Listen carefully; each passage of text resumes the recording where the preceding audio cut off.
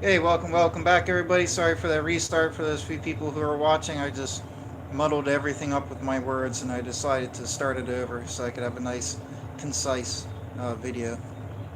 Anyways, let me start again. I urge everybody to go watch my recent video from the other day where I talk about it being 6 years already. Prove it with the Bible numbers.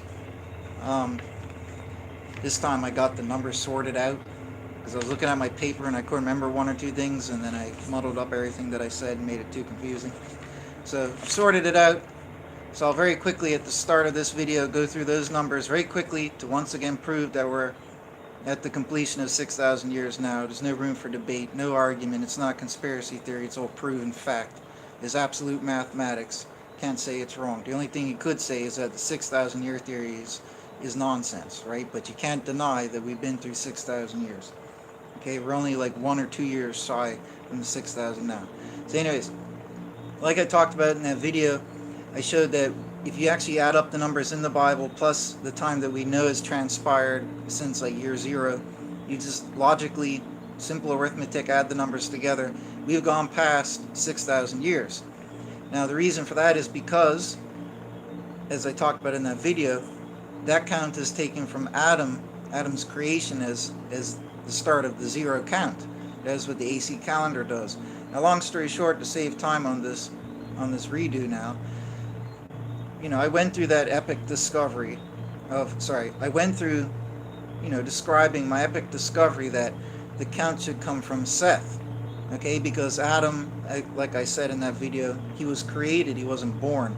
But anyways, there's a new layer of epiphany that I realized earlier today, which sparked me to do this little study, make this video, and look for these other verses that I found, like in Leviticus, which I'll get to in a moment, right? But what I realized again today is that Adam wasn't born from a woman, and that's very important because son of man is a term for human, because you're born from a woman, you're born from a human. Okay, so if Adam wasn't a son of man, he was obviously a son of God, which we all know that he was. There's no argument there. He was, the first created son of God on this earth, on our earth cycle, or whatever you want to term it as, right? So he wasn't a son of man. As crazy as it sounds, that's very true. He did not come from a woman. He was not born from a woman. He didn't have parents, so he's not a human. He technically is. He looked human and all that there, yada yada. But by definition, he was not a son of man. But who was the first son of man? It would be his firstborn son, Seth. Seth really was born from a woman. He was a true son of man, human. Therefore, if you're talking about 6,000 years for mankind, it would be fair to say that you start that count from Seth. So that completely verifies and justifies starting the count from Seth. Not only was Seth the first human born, but he truly was the first human born. He was the first son of man, born of a woman. So that's very, very interesting. And like I was saying, we've gone past, if you add up all the numbers, and you didn't think of Seth, like I said, right? You just add up all the numbers from zero. We're at in a year or two, we will be at 6,130. So we've gone past the mark.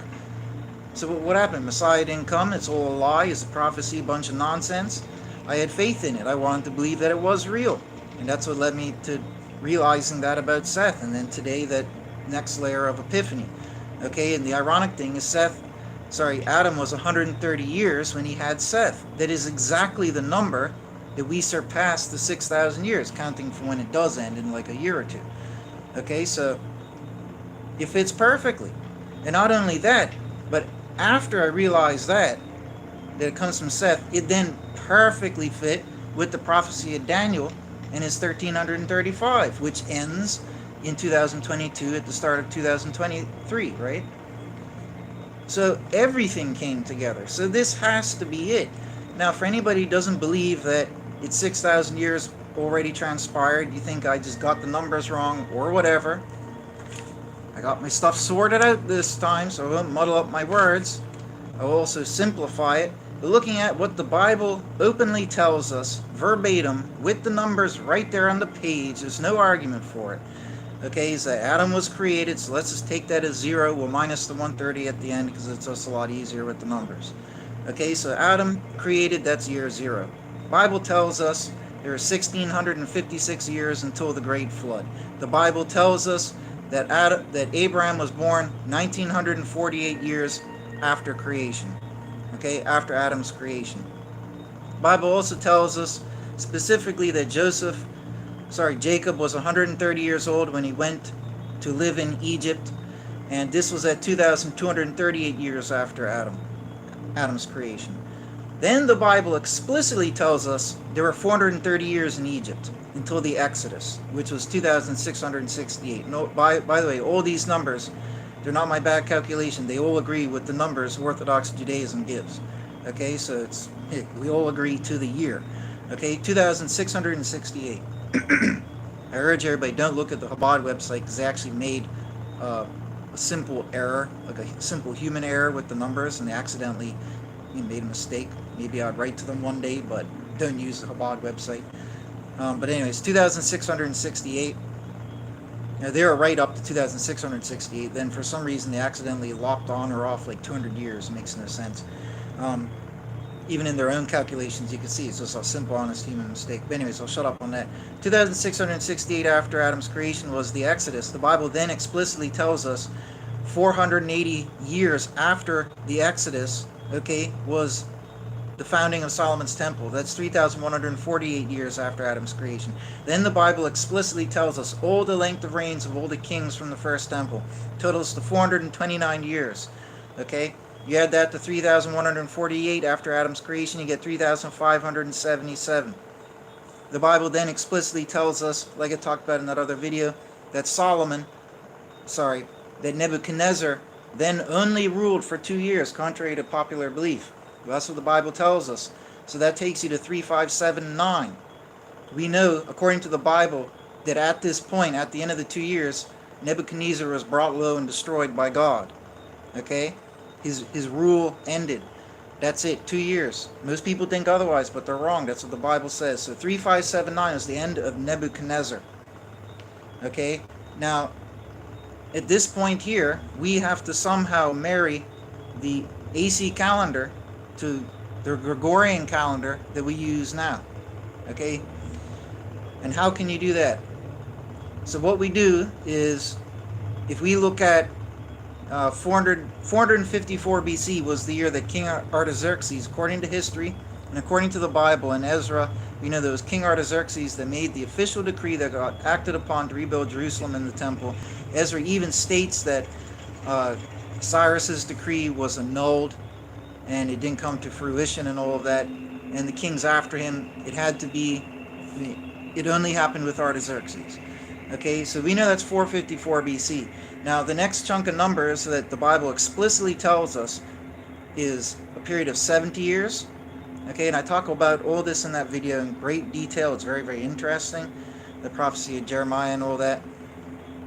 We're told, actually, in the prophecy of Daniel, that Daniel's thinking about Jeremiah's 70-year prophecy, and the angel comes to him and explains to him that there's 70 years, yeah, but truly speaking, on a higher level, it's talking about 70 times 7. The angel goes through that. It's 490-year period. So the angel revealed it to him that this is the greater prophecy that was concealed within the 70.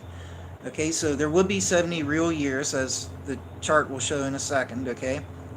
But on top of that, like the angel from God said, there'd be 490 years. So that's our next magical number that the Bible provides us. So if we go from 454 BC, the angel says that the 490 will start from then we can work further with the numbers. Now, all together here, if we add up the time, all it requires doing is the following. The Bible has recorded from 0 to 3,579. Okay? Let me just pull open a calculator here again so I can prove it to everybody. Call my own bluff. I've already done this before. I think in your head it would take a lot less time to just read out some numbers off a page, but apparently it takes forever. So we have 3,579. The Bible tells us transpired. Nobody can argue with that. And we know from year 0 there's been 2020. So this one simple calculation we can do right now, right? So without argument, we know that 5,599 years have transpired. Okay, 5,599. So what's the remainder? You do 6,000 minus 5599. That leaves you 401 years. So you know already that we're down to that low. Now there's a big difference between year 0 and when Nebuchadnezzar fell, correct? Okay, remember we also have to subtract the 130 because we're taking it from Seth, not Adam, right? So what we should do now, like I have on my paper here, 3579 was the end of Nebuchadnezzar, minus the 130, you actually get the true year from the true 0 being 3449.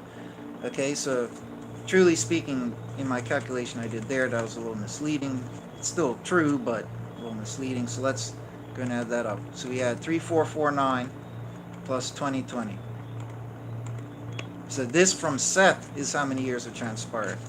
5469. So you minus that from 6,000. 5469. You get 531 years.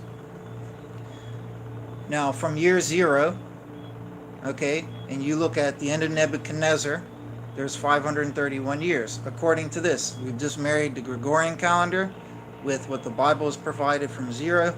We're left with a remainder of 531 years.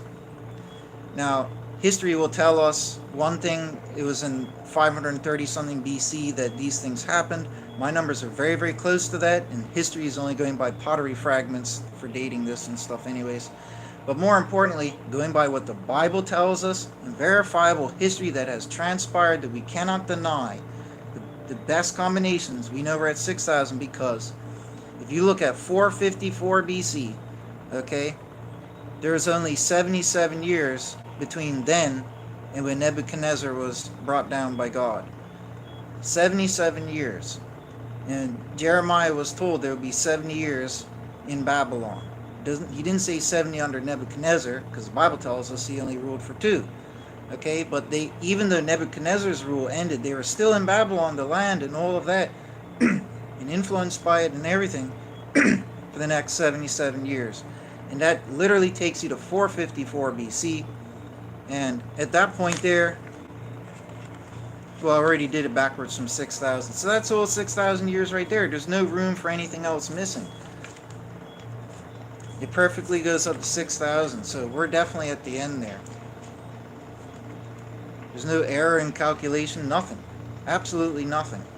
And just like all my other videos, this will be swept under the rug. The earth won't give a flying hoot about anything I have to say. But if I could rub this in the face of every blinking rabbi on the planet, you would think that they would wake up like they're smelling coffee and be like, holy moly, this is incredible. But of course, like all my other discoveries, it won't go noticed. But this is the proof, man. This is the proof right here. We're at the year 6,000. We only got a year or 2 left at the absolute most. Agrees with the prophecy of Daniel. Dome of the Rock, 688 plus 1,335 takes you to the end of 2022. Well, 2022 started 2023, right?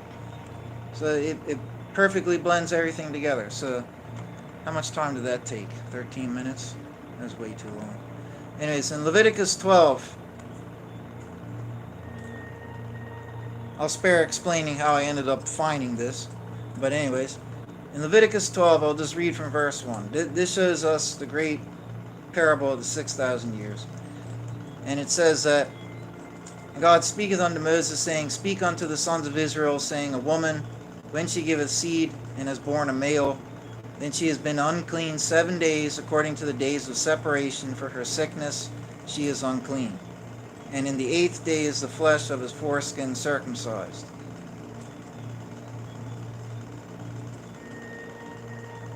Yeah, I don't have to read any further for that. So I'll stick to that for this video because I have another video planned afterwards, so I'll get into something else on this verse here. But what that just told us here, cryptically, is speak unto the sons of Israel, right? Speak unto everybody.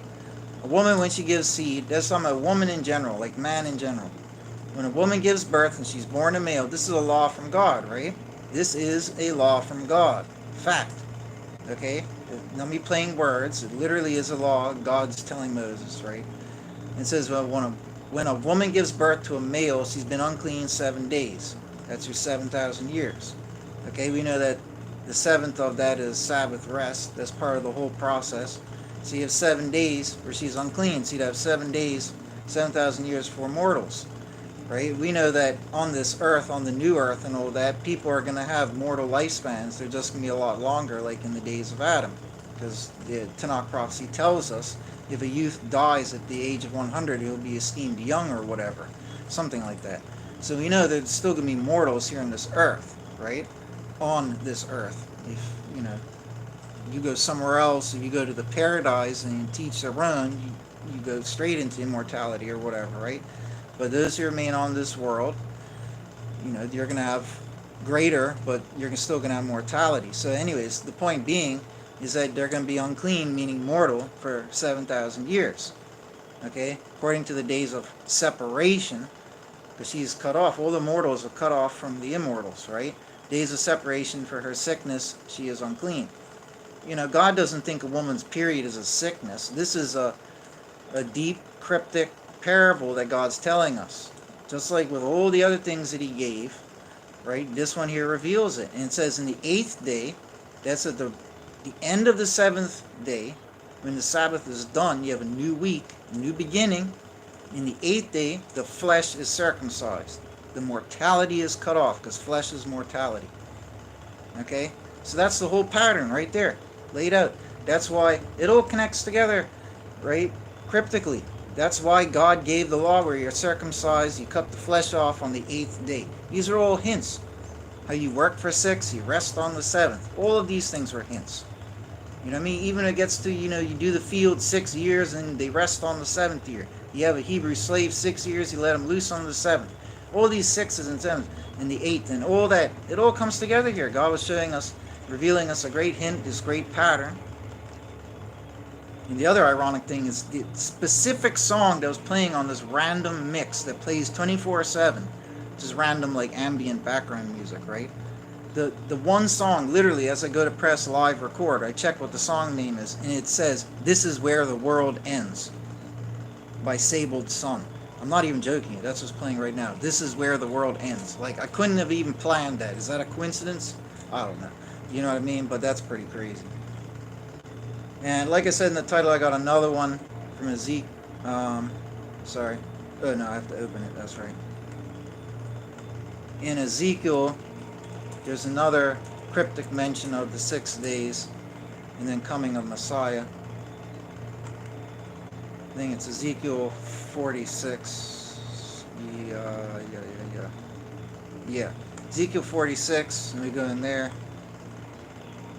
It says, "Thus said the Lord God, the gate of the inner court that is looking eastward is shut the 6 days of work, the 6,000 years, and on the day of rest, the dawn of the 7th millennia, it is opened, and in the day of the new moon, it is opened.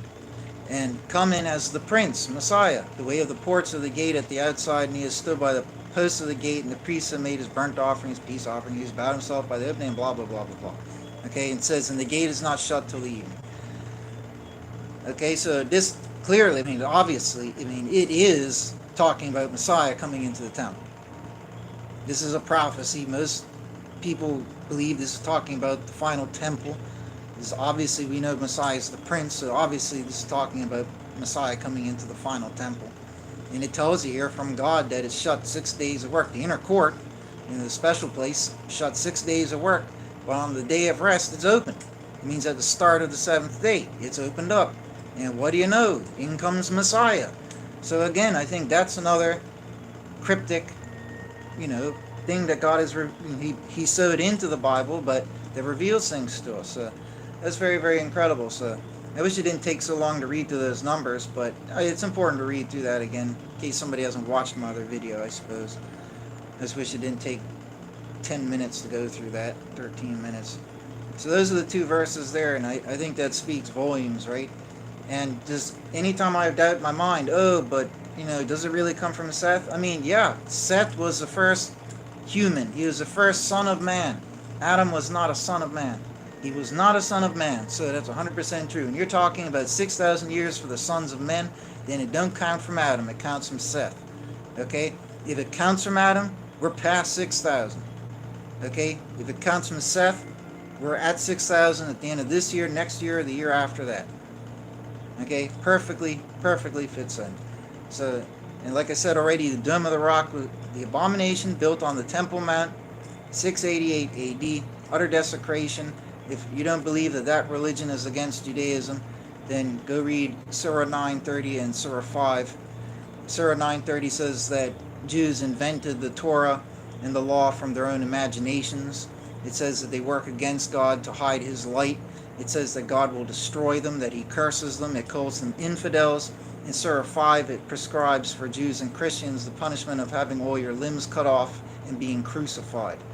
Okay, so I don't want to hear anybody say that that religion is a brotherly religion to Judaism. No, it's the abomination.